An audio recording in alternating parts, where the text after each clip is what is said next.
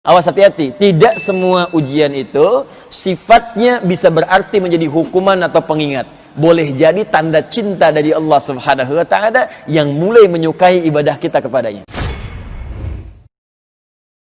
Yang kedua, al-bu'dul ijtima'i, hablu minan nas. Ya, sosial, hubungan dengan manusia, hubungan dengan lingkungan. Karena itu seringkali ada kalimat iman dilekatkan pada hubungan-hubungan sosial kita. Ya, Quran surah kelima misalnya ayat yang pertama, ya ayyuhalladzina amanu aufu bil uqud. Hai orang-orang beriman, tepati janji. Ya, kita berjanji dengan orang, ya tepati. Ya, kita berjanji komitmen dalam perdagangan, tepati. Ya, Quran misalnya surah ke-49 ayat 11 sampai dengan 12. Ya ayyuhalladzina amanu la yaskhar qaumin qaum. Hai orang-orang yang telah beriman, jangan saling mencela. Mencelakan hubungan sosial. Iman seseorang mencegah dia berbuat buruk pada orang lain. Ya ayyuhalladzina amanu la yaghtab ba'dukum ba'dha. Orang-orang beriman, jangan saling gosip. Ya, iman seseorang mencegah dia membicarakan keburukan orang lain. Iman. Puncaknya nanti semua anggota tubuh kita dibuka dengan iman. Wa qul lil mu'minina yaghuddu min absarihim. Katakan pada pria-pria beriman, pandangannya pasti memandang yang baik. Iman seseorang mengarahkan mata memandang yang baik. Ketika yang dipandang tak baik, ghaddul basar, yaghuddu min absarihim. Ya. Ya ayyuhalladzina amanu kulu min thayyibati ma razaqnakum. Hai orang-orang beriman, kalau cari nafkah maka cari yang baik-baik. Di langkah kaki orang beriman akan dibimbing oleh Allah, enggak mungkin melangkah pada tempat yang haram. Nah, subuh ini diingatkan kita. Sampai dengan subuh ini kita hidup 30 tahunkah, 40 tahunkah, 50 tahunkah, di bawah itukah, di atas itukah? Coba cek sudah puluhan tahun kita beriman, berapa dari energi iman kita yang bisa membimbing tubuh kita beramal soleh? Nah, jangan-jangan sampai subuh ini belum seimbang. Cita-citanya surga yang paling tinggi, tapi amalannya belum maksimal. Salatnya belum maksimal, bacaan Qur'annya bahkan untuk membaca pun masih belum fasih. Anak kecil 4 tahun sudah menghafal, Anda diberi 40 tahun, baca saja sudah belum lancar. Terus Anda berharap surga. Anda mau sampai berapa tahun lagi diberikan demikian? Mau berapa puluh tahun lagi diberikan kesempatan untuk mendekat kepada Allah? Rumah sudah dekat dengan masjid, belum mau ke masjid juga. Sudah dikasih banjir, ngungsi ke masjid, masih nggak sholat juga. Ya perlu bagaimana lagi? Nah, itu kadang-kadang selalu ada kehidupan di sekitaran kita. Kalau diteruskan ayatnya ketemu. Ya, walanudhiqannahum minal adzabil adna dunal adzabil akbar la'allahum yarji'un. Kadang-kadang kami kirimkan pengingat. Ya, jadi kalau musibah itu sifatnya 3 nanti. Untuk orang soleh itu tanda cinta.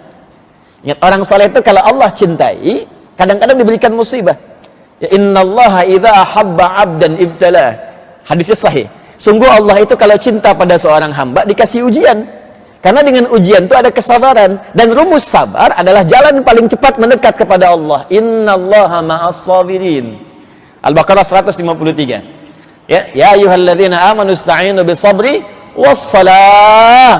Ya. Innallaha ma'as sabirin. Ya, sungguh Allah sangat dekat dengan orang-orang sabar, dan sabar itu kalimat pembuka bagi orang yang pertama masuk surga. Ya, Quran surah ke-13 ayat 23 sampai 24. Jannatu 'adnin yadkhulunaha wa man salaha min abaihim wa azwajihim wa dhurriyyatihim wal malaikatu yadkhuluna 'alaihim min kulli babin salamun 'alaikum bima sabartum fa ni'ma 'uqbad dar. Ada orang-orang yang sudah akan masuk surga. Ada yang bahkan menggandeng bapaknya, ibunya, suaminya, istrinya, keluarga besarnya ikut di belakang karena amalan soleh dia dengan izin Allah memberi syafaat kepada keluarga besarnya. Ya, kebanyakan ahli Quran. Begitu masuk disambut oleh para malaikat di setiap pintu surga. Jadi begitu akan masuk, malaikat berjejer di setiap pintu surga. Semoga kita bagian dari orang-orang itu insyaallah. Ya. Kata malaikat, salamun alaikum bima sabartum. Selamat. Itu setiap lewat pintu surga dikatakan selamat bisa lewat sini, selamat bisa lewat sini. Puncaknya ke surga yang paling tinggi. Bima sabartum, karena Anda sabar saat berada di dunia. Jadi musibah bersanding dengan ujian temannya sabar. Quran surah kedua ayat 155 sampai 156. Ya, walanabluwannakum bisyai. Setiap orang hidup kami akan uji dengan berbagai macam ujian. Minal khauf wal ju' wa naqsi minal amwal wal anfus wath thamarat wa basyiris sabirin. Tuh, ada kekhawatiran, ada kelaparan, ya lapar, wa naqsu minal amwal, harta berkurang, wal anfus, ada yang sakit, sebagian keluarga wafat. Ya, wa basyiris sabirin, berikan kabar gembira pada orang sabar ketika diuji. Karena saat diuji itu muncul kalimat Allah, astagfirullah, ada yang berdoa, ada yang tahajud. Ibu uang belanja telat 3 hari, tahajud malam, gitu kan? Terus mulai puasa, gitu kan? Itu kan amal saleh. Kadang-kadang didorong berdoa, minta. Tidak semua ujian itu, awas hati-hati, tidak semua ujian itu sifatnya bisa berarti menjadi hukuman atau pengingat. Boleh jadi tanda cinta dari Allah Subhanahu wa taala yang mulai menyukai ibadah kita kepadanya. Nabi Ayub itu maksiat apa sampai diuji dengan penyakit? Cinta Allah. Ya, cinta Allah. Nabi Zakaria punya maksiat apa padahal tiap waktu berdoa sampai rambutnya putih, tapi diuji belum punya keturunan? Cinta Allah. Supaya semakin memuncak kemudian ibadahnya, semakin tingkat maksimalnya terjalin. Itu poinnya. Ada yang kedua sifatnya pengingat. Ya. Dan yang ketiga sifatnya hukuman. Hukuman ini pun bagian dari tanda cinta, karena kalimat Qur'annya begini, la'allahum yarji'un, supaya balik lagi ke jalan yang benar. Jadi kalau saya sudah berikan hukuman ini sebagai contoh saja saat di dunia, ya, dan dia belum sadar denganku, belum mau dekat kepadaku, dengan cara apa lagi aku mesti mengingatkannya? Itu bagian-bagiannya. Jadi itu golongan pertama. Jadi saya mohon apa yang dibacakan oleh imam tadi, kita koreksi dulu kehidupan kita. Atau golongannya begini, ada orang yang merasa soleh nih, cuman nggak sadar dia pun salah. Maksudnya, ada orang merasa soleh, cuman nggak sadar dia pun salah. Karena kesolehannya hanya diukur dengan dimensi yang pertama saja. Tahajudnya rajin, puasanya jangankan Senin Kamis, puasa Daud pun dia kerjakan. Baca Qur'annya dia punya program, bahkan sehari bisa 1 juz. Cuman sayang, dengan orang tuanya bermasalah, dengan tetangganya nggak pernah akur, dengan teman-temannya repot, bahkan sesama muslim pun jadi bahan celaan. Jadi kalau ketemu sudah jadi objek.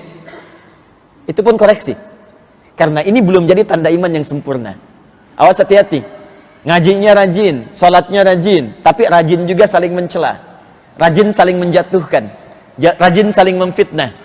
Bahkan sesama pengajian pun saling menjelek-jelekan. Coba dicek imannya ada di mana. Karena nanti Nabi menyebutkan dalam hadis sahih, riwayat sahabat Abu Hurairah, bahkan tersebut di hadis Muslim, ada golongan orang bangkrut, muflis dalam bahasa hadisnya. Atadruna al-muflis, tahukah kalian orang yang bangkrut, kata Nabi. Yaqulna ya Rasulullah, al-muflisu fina ma la dirham lahu wa la mata'. Ya Rasulullah, menurut kami orang bangkrut itu yang sudah tidak punya uang spesial pun, nggak ada aset sedikit pun. Ya, secara ekonomi benar. Tapi ekonomi dunia, akhirat gak berlaku. Ya, kata Allah melalui lisan Nabi, al-muflisu min ummati. Tolong catat kalimat ini dengan baik-baik. Min ummati. Orang bangkrut yang mengaku dari kalangan umatku itu. Nabi tidak mengatakan umatnya Musa, tidak mengatakan umatnya Isa alaihi wassalam. Min ummati. Jadi ada orang yang mengaku umatnya Nabi Muhammad sallallahu alaihi wasallam, dan dia kemudian disebut bangkrut oleh Nabi. Waliyadzubillah, semoga bukan kita. Ya. Ya'ti yaumal qiyamati bisolatin. Datang di hari kiamat dengan pahala salat yang banyak pernah dikerjakan saat di dunia. Banyak rajin salatnya, tahajud rajin, duha kerjakan. Wasyamin, rajin puasa. Ya, sunnah kerjakan. Wa zakatin, zakatnya pun bagus. Cuman sayang, maaf, wa ya'ti qad syatama hadza wa qadhafa hadza wa daraba hadza wa safaka dama hadza wa ya'ti qad syatama hadza, cuman dia juga rajin mencela orang. Syatama hadza wa qadhafa hadza, menuduh orang. Wa daraba hadza, senang berselisih, bahkan ribut secara fisik. Wa safaka dama hadza, bahkan ada puncaknya yang menumpahkan darah, dan di sini pun kelihatan orangnya seperti rajin. Ya, bahkan nyebut kalimat-kalimat Allah. Jika kalau Nabi sudah berkata sesuatu, itu petunjuk dari Allah, itu pasti terjadi. Saya tanya pada anda, ada orang yang rajin salat, rajin puasa, rajin pengajian, tapi rajin mencaci? Ditemukan. Ada orang yang sekarang menumpahkan darah, mengaku-ngaku bawa nama Islam? Ada. Itu banyak kasusnya. Tembak orang, bom orang, bunuh diri, bom kulkas, bom panci, bom ini, bom teflon. Ya. Sampai keluar tembak ini itu banyak sekarang kejadian. Nah, itu dianalisis penyebabnya. Nah, kata Nabi, kalau ada yang seperti itu, dari dulu 15 abad yang lalu sudah diingatkan. Pengingat itu kepada kita mengarahkan, jangan jadi bagian dari situ, karena itu bukan real iman. Bukan real iman, jadi diminta sadar kita. Kalau ada yang seperti itu, maka dia, kata Nabi, diilustrasikan begini. Perhatikan kalimatnya. Tu'khadhu hadza min hasanatihi wa hadza min hasanati. Kalau ada orang berbuat demikian, maka pahala salat yang banyak tadi dikumpulkan, ini nanti akan dipindahkan secara otomatis kepada perbuatan zalim untuk menutup dosa yang pernah dilakukan, dikerjakan. Misal, ada orang salat, selesai salat mencela orang lain. Maka pahala salatnya diambil, dipindahkan untuk menutup dosa celaannya. Ya, ditransfer ke otomatis kepada yang dicelanya. Habis. Makanya kalau dicela gak usah marah. Lagi ditransfer pahala. Dan gak usah bikin status. Ya. Alhamdulillah lagi ditransfer pahala sama dia tuh. Makanya jangan banyak mencela.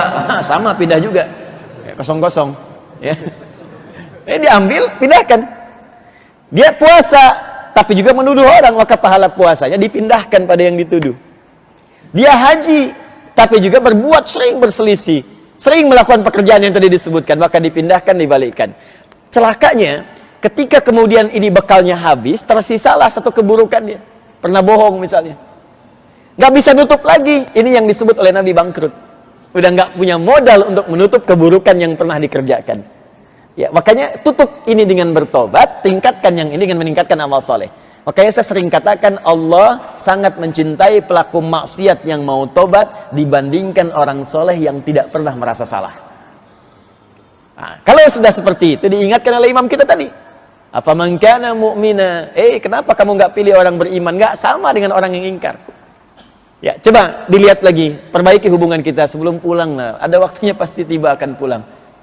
Sudah pasti akan tiba waktunya pulang. Makanya di dunia pun diingatkan, habis ini pulang. Nggak ada yang terus-terusan di masjid.